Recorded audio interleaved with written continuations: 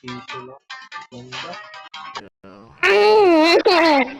Ito yung parang iting tagay para sa tagumpay.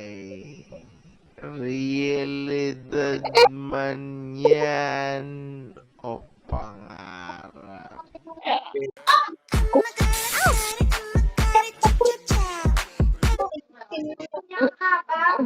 Bawat Show bukas sa rekomendasyon na higpitan ang akses ng mga kabataan sa social media. DILG Secretary John Vic Remulla, suportado ang panawag sa loob at labas ng bansa. Narito na mga nakalap na balita ng 774 News Team.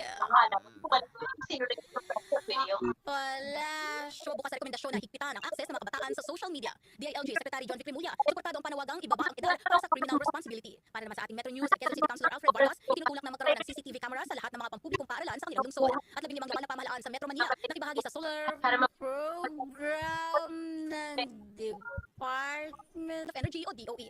At sa ating naman po entertainment news sa oras na ito. Numbers word. Music Radio. Mahalaga maging updated